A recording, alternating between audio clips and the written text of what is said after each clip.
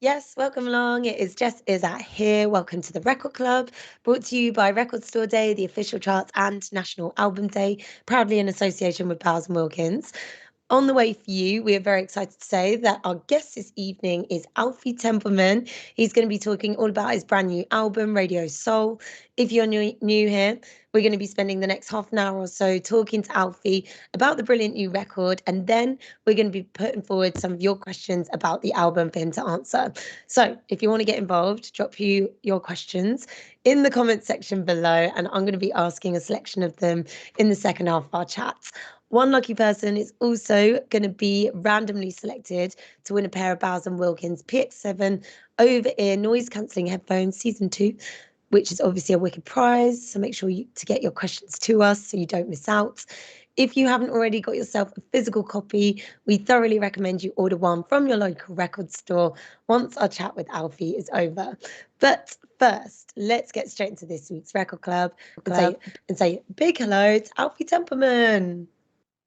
Hey. Hey. Hello. How you doing? I'm very good, thank you. I'm currently in the basement of a record store, and it's nice. I'm enjoying it. How are you? Yeah, I feel like it's very fitting for the Record Club. We actually have had Walt Disco on the Record Club before. Fitting poster that you've got in the background there. I think you've got a couple others too. Yeah, there's plenty of them here. There's more upstairs for sure, but yeah, we've got some good ones. There's an everything one over there, which is nice. Yeah. You're doing in-store performances at the minute. This is your last one, is that right? It's the final one, which is actually quite sad. Like, I don't know, at first I was a bit nervous for him because I'm bad at talking to people, especially for about 2 hours straight. But actually, it's been really good. I've got kind of used to it, which is nice. I was going to say, I've not heard this. I've not heard that you're bad at talking to people, but I guess it's different when people are queuing up to see you for your album. So that could possibly be quite daunting, but I imagine meeting the people who love your music is quite nice as well, right? Oh, it's lovely. Exactly. Like, that's the thing. You know, when you're an anxious person, you get it in your head that, you know, something's going to go wrong or whatever. But people are just there to come and say hi and tell you that, you know, your music means a lot to them or means something to them anyways. And that's just a really nice thing to see, to have the personal kind of element to it where it's kind of one-to-one, which is really nice. So. Have you got any people with Alfie Templeman tattoos yet? Is that a thing yet? Yeah, weirdly enough, yeah. Which is crazy. I also have like a side project, and people get like tattoos of my side project as well, which is crazy. It's like pretty nuts. But yeah, like yesterday, I drew a circle. I have a song called Circles from years ago, and this guy asked me to draw a circle, and I like messed it up pretty badly. But he came to my show yesterday. He was like, "Voila!" and he had this little circle on his leg. I was like, "Fair play." How do you mess up a circle, please? Oh, mate. Well, it's actually harder than it seems unless you got one of them. What's it called? Those thingies that draw it. Protractor? Oh my God, this is taking me right back to my school days. Wow. Okay. Well, each week on the Record Club, we like to kick things off, even though I've already jumped in with all my questions, with a question from one of the many amazing independent record stores from across the UK. This week's question is from the Rock Box Record Shop, not hard to settle, in Camberley. Did you go to this one? Have you been to Camberley? I haven't. No, I have not been to Camberley. Next record store tour. Well, they are asking you, what was the process of creating the artwork for the album? Did you collaborate with anyone to create it? I did. I collaborated. I might as well hold the record up. Here it is. If people want to see what I'm about to talk about. Yeah, I collaborated with a couple friends of mine, Soren and Amir, and they've basically done all of my artwork, to be honest, since I was about 16. They have this little thing called a bedroom project, and essentially what they do is they just try, or back then they were doing a lot of album art for people. Nowadays they kind of separated and do their own thing, but it's quite cute. They came back together for this project, which is cool. But what they're really good at doing is just making really kind of nice DIY kind of indie orientated kind of album art, which is cool. And it kind of really goes with my image, like the playfulness and the colorfulness of it and stuff. And with this album, it was cool to like link up with them again, because they didn't do my debut album, which came out a couple of years ago. It was like the first time that we hadn't worked together for ages, so it was nice to link up with them again and see how, you know, I'd progressed musically and they progressed like artistically. And so it was really nice to put it together, because like the new record I've made is quite colorful and quite vibrant. So we wanted to have like a really kind of vibrant cover, and that's how kind of like the radio waves came about. It was just about the idea of having like all of these sounds and sonics like traveling through the ears and going from like, you know, the brain to the instruments kind of thing. So it was about kind of saying, how do you execute it, and how do you actually put that into like a visual kind of thing. So, but yeah, like they did it in my house. This is like my house in London, and then like the back cover is literally, I just thought it'd be cool to have like me in my garden as well. So it's like, I don't know, I love the packaging. I love like the whole side of art and stuff when it comes to like putting music and art together. Because I love like Hypnosis and like Andy Warhol's covers and stuff from like the 70s. And I always say like, don't judge a book by its cover most of the time, but with albums I think it's really important to have good artwork that kind of, you know, sits with the music itself. So they've always been really good at doing that. It's but yeah. something that's more intertwined than I think people think. Like, again, like you mentioned, not judging a book by its cover, but it is something that catches your eye before you've even been able to listen to a record or know its contents. And also, it's the first impression, isn't it, really? Exactly. And like, if you think about how people used to like buy records, you know, there was no such thing as just being able to, you know, listen to a record on a streaming site or something. You can't just like pick and choose what you want to listen to freely. So people used to go into record stores and kind of pick albums off the basis of what the covers look like and what actually kind of just naturally attracted them to the album, I guess. So It does give you a visual insight into what's happening in your brain as well. Did they get to listen to the music before they got to put the artwork together? yeah, so they did. We sent them the record. Whether they listened to it or not, I don't know. But you know, like, I think they get my image. They get like the idea of my music quite well, and you know, regardless of whether they actually did sit down and listen to the whole thing, I think they always know where to go and what to do. And I always have like a rough idea. Yeah, normally it's weird because like in the past when we used to work together, it was a bit different, because what would happen is I'd record a few songs, and then listening back to those songs like in the car or whatever, I'd start to come up with like an idea of what the album art should look like. So there was a record that I made called Forever Isn't Long Enough, and I remember listening to some of the demos that I made for it, that I just fleshed out eventually and turned into the full songs. And I remember being sat in the car like listening to it, and I was like, oh, this is quite an 80s sounding record, so I want to kind of have it like red car lights in the dark vibes, you know, like really Stranger Thingsy looking cover kind of thing. And so we ended up like putting that together. And sometimes it's just nice to have like, you know, a few songs down the line that influence the album art, and then they put the album art together and we came up with a concept, and then that actually fueled the rest of the music in a weird way. Like it was like, oh, now I know what the album's going to look like and feel like. I can actually make the rest of the music off the basis of what the concept of the album has come together and, you know, become, kind of thing. That's so cool. That's like, it's like you're being inspired by your own visuals, like going forward. It's like the visual and the sonic elements have pushed forward the rest of the album. Obviously, we have to shout out the Rockbox. Thank you so much for your question. Right, well, let's get stuck in with the title, opening track. And I feel like just radio and soul, two loves, two things that are important for me. I mean, we were just bonding over radio before we even went live. But what does the term radio soul mean to you? Yeah, it's a bit of a weird one. I'll try to explain it in the non-scatterbrain way.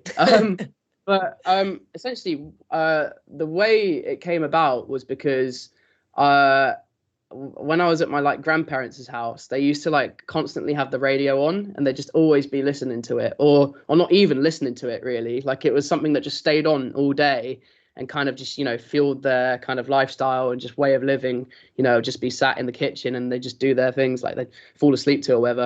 And I just thought it was really cute, and it got me thinking about how, like, you know, when they were children, when they were younger, that must have been such a novelty for them. It must have been such a treat to just have the radio and just to see so much innovation happen in front of them with like the radio, with the telly, whatever. Like it was just an amazing thing for them. And it got me really thinking about, in comparison, what kids are like today, when they're so spoilt for choice and there's so much like just technology happening in front of us, and things are like constantly evolving and changing so quickly that, you know, it's hard to put your attention onto some place or something in particular. So I kind of wanted to make a song about, weirdly, like just trusting your soul and just being a human, and just like the whole idea of how, you know, the radio is a human thing. You know, it's not an algorithmic thing. It's something that's catered to people, and it's, you know, specifically chosen by a DJ or just, you know, someone that's put together a playlist of songs that, you know, that they really believe in and really love, you know, along with, you know, talking about things. And I just thought, you know what, like we should go back to that. We should just be a bit more human in our lives. We should just try to be a bit more soulful, have a bit more of a soul in general. And so, yeah, Radiosoul kind of just came out of that, essentially. It was like the amalgamation of just two things that just sounded good to me, and also, you know, made sense to me. And it was something that I was thinking about a lot. So It is funny that you mentioned it's like your grandparents. Like I do think of my grandparents when I go back to their house, and radio is a constant, or, you know, effectively it did evolve to TV just in the corner, just like being in the background, but essentially providing the same sort of source of, like, I don't know, just someone being there and being there for you. So we need more Alfies in our life. Where did this album begin for you? Like, which was the first track, and then which one completed it? But yeah, which one, where did it begin?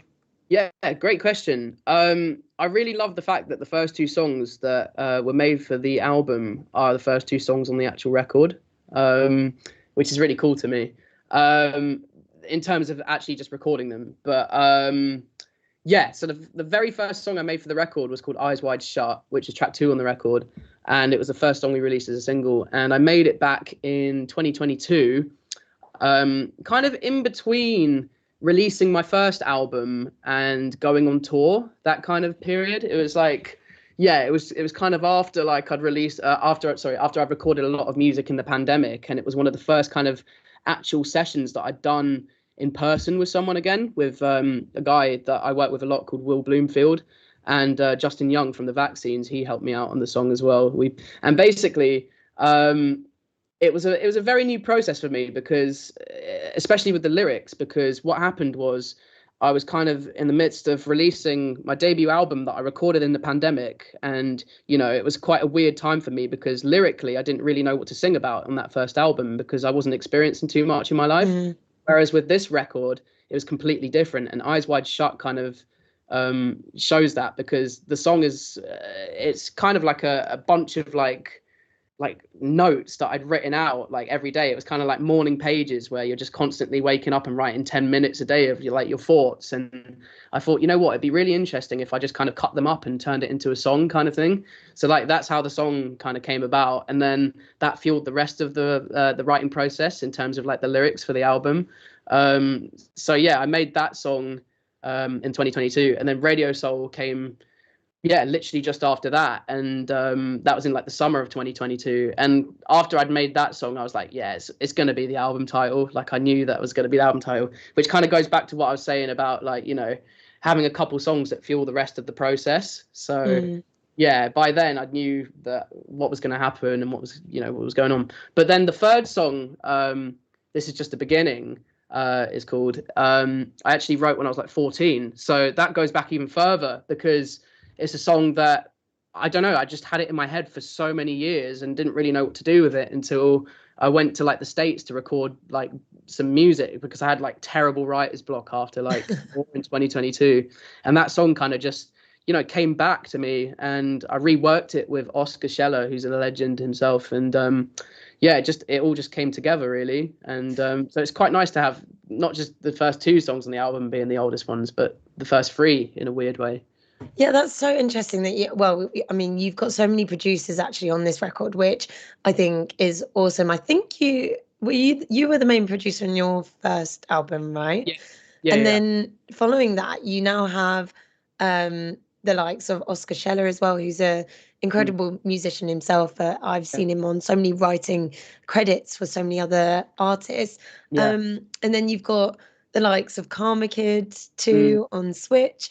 Dan Carey, who is just this person that I've never met, but he's just this like force of nature when it comes to reining in, or not even reining in, like letting loose bands or a band sound and feel, but making it sound so like Yeah, how it should be sounded like on a record, but I then know. it's going to be so feisty Yeah, live. yeah, Um, you absolutely. must have learned so much from each of these producers, right? Well, it's funny, you were saying about Dan, because like most of the bands that he has worked with, at least for the last like 5 to 10 years, have been bands that he's like kind of seen at the Windmill in Brixton. Mm. And they're kind of like the kind of bands that have already written the songs and have already played them live. And what he's really good at doing is just preserving the energy from seeing them live into the actual studio, because his studio is very small, it's very unconventional, and he likes to record things very quickly and be quite spontaneous about them. And learning about his methods was a massive influence to me, and it was really important for me when I was creating the record, because I started working with him like really early on in the sessions as well. But yeah, like that's the thing with him, like he's really good at doing that, but people don't realize how good he is at actually just like making things up on the spot as well. So when I went into his studio, I had all of the rules about Speedy Wonderground, his label, in my head about how, oh, like you've got to record like the song in a day or the album, and you can't take a lunch break. It got to like lunchtime, I was like, I'm kind of hungry, but I We're know gonna that have a tummy rumble in this recording. no, Just hear it in the fourth track. he'd definitely do that as well. He'd sample that and like make it like the main thing in the song because he's crazy. But like, yeah, it got to like midday. I was like, oh, I'm really hungry, but I read the rules. He was like, nah, don't worry about that. Like, it's it's a different kind of session. And yeah, I just learned a lot from him, to be honest. Like, we were still very spontaneous about the songs we made, and we did them really quickly, which was really fun. But yeah, this, I mean, one of the songs Beckham that we made together, like we play it live, and it's like my favorite song to play live. So yeah, he just knows what he's doing. He's amazing, and he's just such a great guy to work with. Such a beautiful mind. Like he's just so busy all the time, constantly working, and like I just really respect that. It's such an inspiration. I can see lots of people getting their questions in, so obviously we'll get to those in a moment. But yeah, speaking of the song that you worked on, Beckham, I'm disappointed that I've got to this many years of my life and I've never heard someone rhyme David Beckham with Peckham. But yeah, talk to me about the response to that song. That must be one of the fan favorites at the minute, Some right?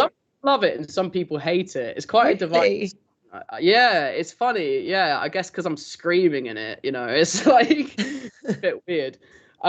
Yeah, but some people like love it, which is great. I don't know, like for me, that's my favorite song on the record, along with another one called Vultures. Like they're the ones. Vultures is also Beckham and Vultures. And I wondered whether it was because of David Beckham that I really liked it, but I've listened again and again, and those two on It's top actually for me as right well. itself. Yeah. um, yeah, it's great. Like it's really fun to play live, and I don't know, like it's a good song to just like chant along to, isn't it? Like it's just got a good energy, and it's just really fun. And the whole thing was like, how do we build it up in the end? Like it's a 3 minute song, but it feels like it's longer because I don't know, it like trails on for so long, and it's kind of got like a krautrock thing to it, where it's just repetitive in like a really cool way. But then I just wanted it to kind of collapse on itself at the end. So we had a lot of fun like messing around with quite a lot of weird modular synths in his studio. He has this thing called the Swarmatron, and it's got 8 voices, and 4 of them go down, 4 of them go up, and they're all kind of detuned to each other, but they make really weird, interesting, kind of unique tones that I've never really heard before. Is the Swarmatron like an official name, or is that Yeah, a yeah. fond name that he has? No, it's actually called the Swarmatron, and they're built in New York by this company called Duanatron, and they're like two cousins, and one of them designs the look of them, and then one of them designs the actual sounds, and That's yeah, awesome. they're mental, mate. Have you ever seen one before, or is this the first time?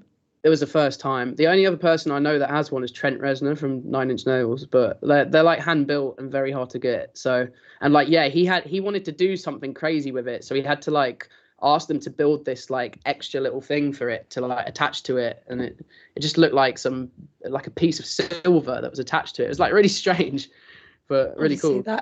that's awesome. Okay, we need to move on to our fan questions because lots of people are getting stuck in. Hello to Bobby on Record Store Days Twitter, who says, "Who are your biggest musical inspirations, And how have they influenced Radiosoul?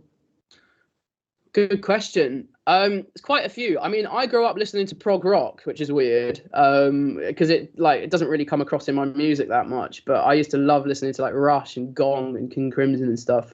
But like one day maybe I'll like try and get them in there somewhere. I guess for me, like Nile Rodgers, of course, like his guitar playing was a massive inspiration, but also the way that he writes melodies and how he like just catches you, like, and how universal they are and how simple in such a great way. And obviously, congrats to having him on the album. We didn't quite get to it. I'm sure you've answered it many times, but like No, unbelievable. very, very, very happy about that. Yeah, it's amazing. But also like David Bowie and Todd Rundgren, just because they're shapeshifters and they're constantly just going from one strength to another, along with like Joni Mitchell, who also did the same thing, just amazing. And they were releasing an album a year but constantly reinventing themselves, and that's such an inspiration. But I'd also like say Prince, to be honest. Like he's in the same category, like just such an incredible artist that just is constantly evolving. But also, like I love krautrock, I love Can Noi, Faust, and Stereolab, and all that kind of stuff. Also love folk music. I love Nick Drake, and I love Woody Guthrie. Like there's so many different types of things that that I go for. But I guess at the end of the day, most of the time, like the dance pop was what used to come across the most. And I guess it was just because I was young and it was quite an easy thing for me to make as a producer myself. And it just felt good in the moment. Whereas with this album, it was about kind of creeping in a bit more of like the influences and stuff. And so, yeah, there's like soul-y songs in it, like Radio Soul, where it really takes you on a journey. And there's like lots of spiraling saxophone on it. And then there's like Princey bits like Eyes Wide Shut and like Drag, where I'm just like, Drag is you go so high in Drag. It's giving me Passion Pit as well. I know it's very high. Like I don't know how I'm gonna sing that live. It's, but that's got like a slight A.G. Cook thing going on. Like the production's so choppy and so crazy, and I love IDM and stuff in general and hyperpop. IDM like Square Pusher and stuff. I don't know. There's like so many different. So many different things. I think it is a privilege. It's amazing to have that relationship with your fans where you can shapeshift and they're accepting and want to go on the ride with you. So that's also quite special too. It is. Sorry, Planet Greg is getting involved on Twitter as well. Let's move on to Planet Greg. He goes, apart from your own, what is your favorite Nile Rodgers song or production? Oh, production-wise, I'd say Like a Virgin by Madonna, because I just think like that song is just produced perfectly. It's so just gated and amazing. But honestly, like in terms of like the stuff he wrote himself, I mean, I'd say anything from the first couple Chic albums are just absolutely amazing. Like all killer, no filler kind of thing. Not many on them. There's only like 7 songs on each record, but they're all just really good songs and all just really infectious and just like straight to the point, straight to the funk, which is so good. Amazing. And Jasmine on Record Club's Facebook says, what is it that makes you passionate about music, and what do you hope that people take from your work when listening? Great question. What makes me passionate about music? I mean, for me, it's just the idea that I'm an album person. I always will be. I'm a studio person, a studio album person, an album person in general. So for me, it's just about image, and it's about music, and it's about putting together and sewing together a career, and constantly evolving and changing yourself, and just having such a colorful discography. And those are the people that influence me all the time. Just looking at my favorite album runs and stuff. Like album runs. The idea of like a good album run fascinates me, and like it's what I really would love to do. Like have an amazing set of albums that are all different in different ways. But all sound good and are all interesting. So that's what kind of like, that's what I want to do. That's what I strive to do. And I guess, what I want fans to take from that is like, I don't know, that I'm constantly changing. I'm constantly shape-shifting, and, hopefully people are along for the ride. I feel like with this album, it's made it a lot easier to go there, I guess, because this one's opened up a big can of worms, and it's like, I feel like I'm coming out of my shell a little bit more. So yeah, if like people are listening and enjoying it, and if they enjoy this album, then then that makes me happy, because it means that maybe, you know, like I can unlock more strange sounds and sonics and things in the future that people might mess around with and enjoy, you know, themselves. So yeah, I don't want to be famous. I don't want to be majorly popular. I just want to be somewhat respected as like someone that just messes around with stuff and has fun with it, you know. So humble, Alfie. We want more Swarmatron. That's what we want. Oh man, John. Yeah. Well, I bought something called the Gizmotron the other day, so I'm going to mess around with that now.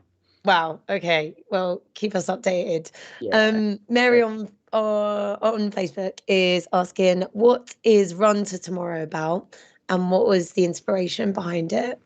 Good question. Run to Tomorrow is about having a panic attack. And after I had it, I wrote all of these words down to like reassure myself that I'm okay and that like everything's all right. Because sometimes I just go into like a frenzy where I just have a meltdown. And you know what it's like when you have a panic attack. One minute you're like oh, like working yourself up. Next minute you're just like an absolute mess. And so I kind of wrote a set of instructions, a very like small set of instructions to like help myself calm down and reassure myself that everything's okay, kind of thing. And it's quite simple, but I think it's very easy to listen to and very easy to take in, and that's what I need personally. So yeah, that's basically what it's about. Amazing. So I've been told I have one more question for you, and I have so many questions, but perhaps maybe I can ask you which song almost didn't make it onto the album. And the reason why I like asking this is because there's a reason why it was kept, and then it means that when people listen, they can savor it that bit more. Yeah, was there a track that almost didn't make it onto the album?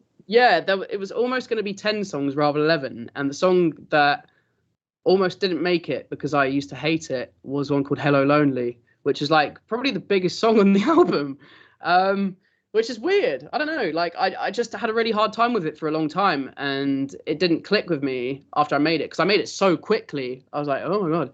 And then I don't know, it wasn't until like finishing up the album that I realized that it was like really good. And then it was fine. But it's weird how that happens sometimes, and then it becomes like, you know, people's favorite song and stuff. Like, I don't know. I love it now. I'm really happy with it. But at the time, I just like was having a meltdown about it like a year ago. I just really couldn't make my mind up about it at all, you know, which is funny how that happens. But yeah. No, of course, yeah.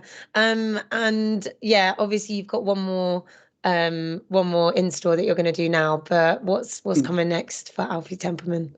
Yeah, well, I'm going on tour at the end of the year, going all around the UK, going around Europe, going around the States. Hopefully, gonna just keep touring like crazy, to be honest, because it's nice to just have a lot more music to play in front of people and experiment with. You know, like the songs already exist in studio album form, but now it's quite fun to, you know, rewrite them in some ways. You know, when it's a full band, it's like essentially saying, how do I take 60 bits and pieces of sound and then condense it into 4 people playing them, you know, which is really fun. So I'm going to do that and then simultaneously make my 3rd album, which I've kind of started writing. So see what happens. Hey, well, you'll have to return then, but that is all we have time for.